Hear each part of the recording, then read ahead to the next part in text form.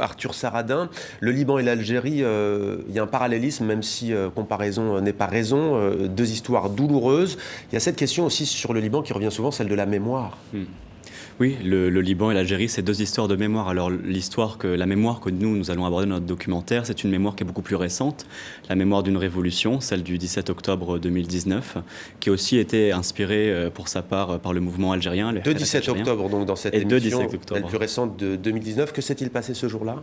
Un soulèvement populaire. C'est-à-dire qu'au soir du 17 octobre 2019, le gouvernement annonce l'arrivée d'une nouvelle taxe, la taxe WhatsApp, sur tous les appareils de télécommunication.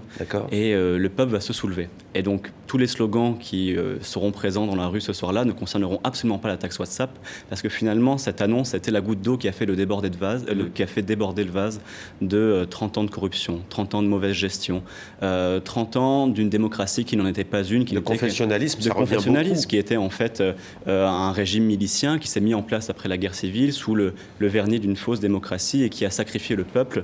Et ce même peuple qui a décidé du coup de se soulever contre ses représentants, quels qu'ils soient. Le slogan de la révolution du 17 octobre, c'est « tous veut dire tous », désignant la classe politique évidemment. Liban, la révolution naît des entrailles du chagrin, c'est bien ça, une phrase du poète syrien Nizar Qabbani.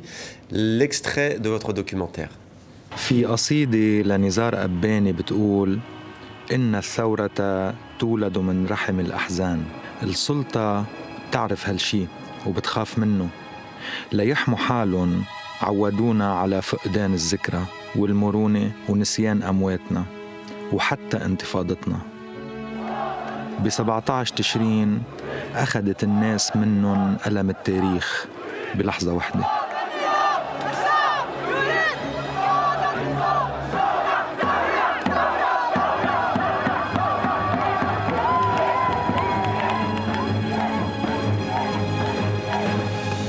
هودي الشباب كان عندهم وجع واحد، هو إنه يبنوا بلد مش طائفي يلاقوا حالهم فيه.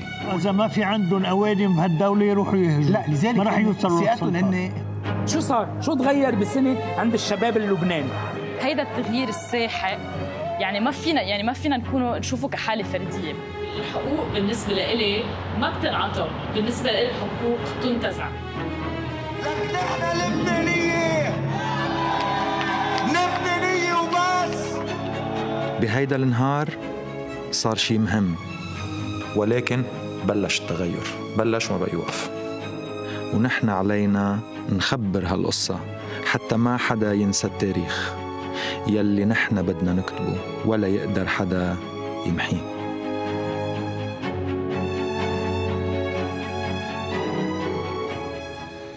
Voilà, Arthur Saradin, on vient d'entendre Libanais et rien d'autre au-delà des appartenances religieuses. Quelles sont les principales revendications de cette jeunesse qui s'est soulevée ? Alors, elles étaient nombreuses et elles consistaient surtout à critiquer le système qui était en place au Liban. Et c'était surtout des revendications qui conspuaient le confessionnalisme. Et plus que des revendications politiques qui avaient pu être portées par les précédents mouvements, comme le mouvement de 2015 contre la crise des déchets, qui ciblaient vraiment des questions spécifiques à l'intérieur de l'État, cette révolution, elle va cibler plutôt à créer un nouvel État, c'est-à-dire à essayer de se définir en tant que peuple. Qu'est-ce qui nous rassemble en tant que Libanais ? Est-ce que c'est une vision nouvelle de la démocratie ? Est-ce que c'est la fin du confessionnalisme ? Et c'est surtout ça qui a été porté. Il faut bien définir le mot confessionnalisme. C'est pas contre les religions ou contre les communautés. Non, c'est vraiment que tout soit organisé en mais fonction. Vous savez, c'est surtout que la laïcité. C'est un concours, paraît-il, et il y a un quota en fonction. Vous pouvez être meilleur, par exemple, vous pouvez être musulman ou chrétien et vice-versa, et être meilleur que l'autre, mais ne pas passer parce qu'il faut des quotas. Bien sûr, en fait, le confessionnalisme, c'est une organisation politique. Un des gros mots au Liban, c'est le mot laïcité. Souvent, certains activistes préfèrent le mot « on veut un État citoyen » plutôt qu'un État laïque. Et ça fait beaucoup de débats au sein des activistes indépendants parce que la laïcité est devenue un gros mot au Liban, à tel point le confessionnalisme est ancré dans les mentalités, dans l'organisation de la société, dans l'organisation des villages, dans l'organisation de l'État lui-même. Et c'est aujourd'hui ce qui a amené le Liban à la crise, parce qu'à trop vouloir répartir entre chaque confession, on oublie simplement les compétences de chacun et juste le mérite, au fond.